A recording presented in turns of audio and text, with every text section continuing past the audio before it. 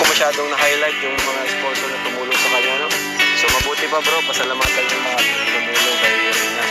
So yan, maraming salamat po dun sa nag-sponsor. Hindi man nagpabanggit ng pangalan. Yung group na lang ay kay Ma'am. Basta ang namumuno dun si Ma'am Rowene. Yan, Rowene. Yun ang YouTube channel. Yeah. Tapos Rina, si Best Team ba yun? Basta halos lahat mo nang nag-sponsor kay Rina. Basta lahat yun. Shoutout na natin, ano Rina? Kasi sabi niya, ni Tabalbas, titingnan lang ang susunod na kabanata daw kung ano totoo ba yung pinapagawa daw ng pabahay. Tingnan mo. Paano siya maniwala kasi hindi niya pagkatiwalaan siguro sarili niya. O hindi niya magawa ginagawa natin. Nandyan na nga, ibig sabihin, hindi siya naniniwala kay Kalinga Prab. Siya na mismo nagsasabi. O kasi wala pa daw ang pera kay Kalinga Prab. Naisip ko, gusto ko na talaga magsulat. Anong wala? Nandoon na yung kalahating pera. Sino bang nagbayad ng yupa? Di ba si Kalinga Prab galing yung Ayan. Hindi yun updated. Nagawa-gawa lang. Para lang may makontent siya.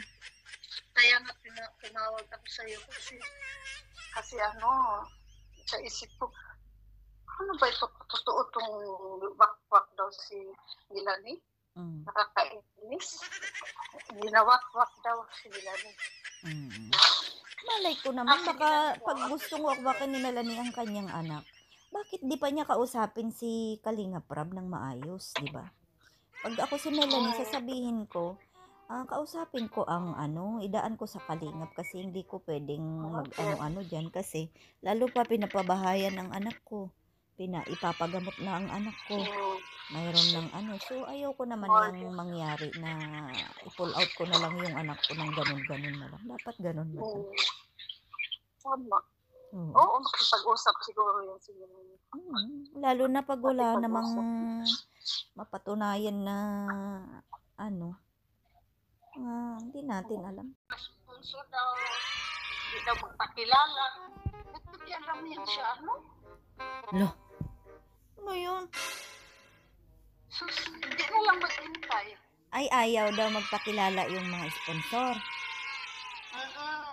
Ano naman, bakit magpapakilala sa kanya? Magpakilala kasi daw yung 1 million nila. Ulit, mahala ko sabi. Tapos may doon nag-comment.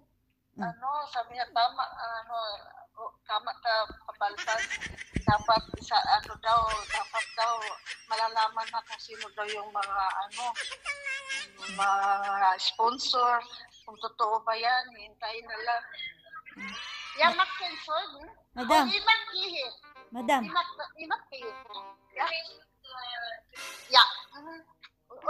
Madam, Ipakilala na lang kita, madam. Ay, nakakahiya.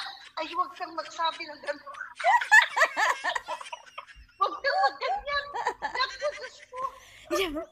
Sasabihin ko, milyonarya to. Huwag kayong Uy, Diyos ko.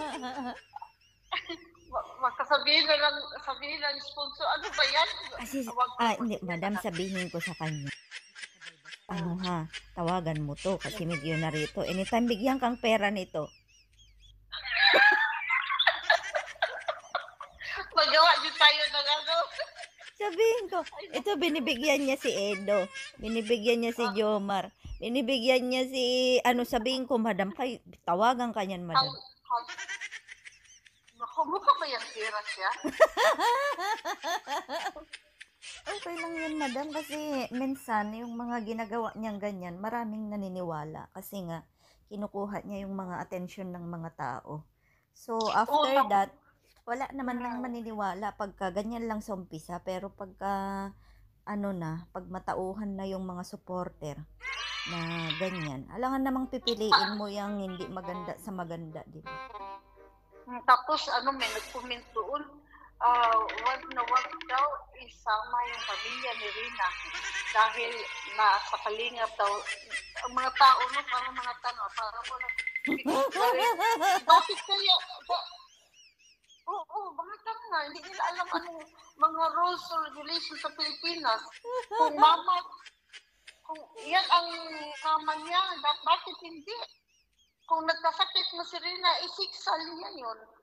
Ngayon magaling na siya. Ano daw, meron daw. Kasi magaling na si Rina, kaya kinukuha, minawakwak daw. Minawakwak daw, si Melanie daw.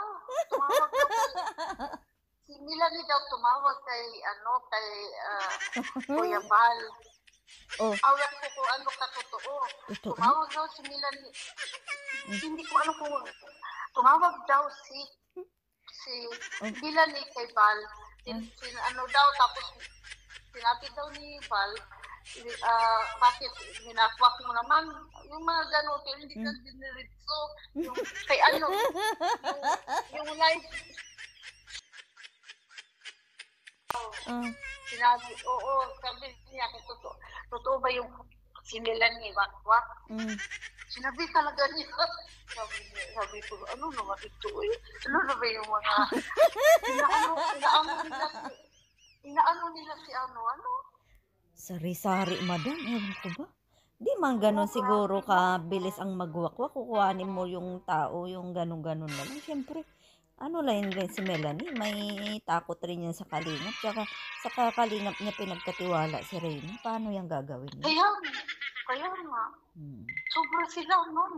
Gagawin talaga nila ang ano nila. Kasi ayaw nga nila pabahay. Kasi kung may pabahay man daw si Rina, ano sila, ilo? Bakit sila ang bakit sila ang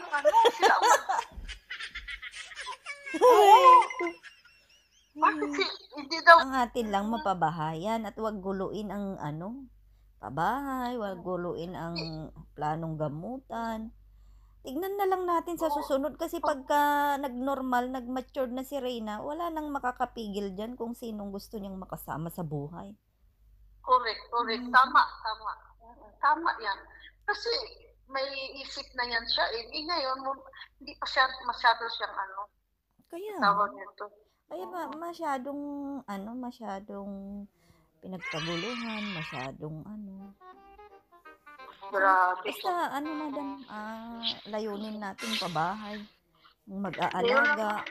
Wala tayong dyan, as long na hindi magulo, basta maayos lang ang bahay, yun lang. Wag mo ba yun, yung wag madumi na maraming Siyempre kailangan iingatan lang din ganun.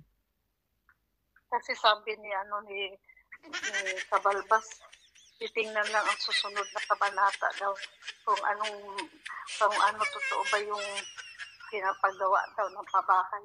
Tingnan mo. Paano siya maniwala kasi hindi niya pagkatiwalaan siguro sarili niya. O hindi niya magawa ginagawa natin. Nandiyan na nga, ibig sabihin, hindi siya naniniwala kay Kalingap Rob. Siya na mismo nagsasabi. Kasi wala pa daw ang pera kay Kalingap Rob. Naisip ko, gusto ko na talaga magsulat. Anong wala? Nandoon na yung kalahating pera. Sino bang nagbayad ng yupa? Di ba si Kalingap Rob galing yung Kaya nga. Hindi yun updated, nagawa-gawa lang.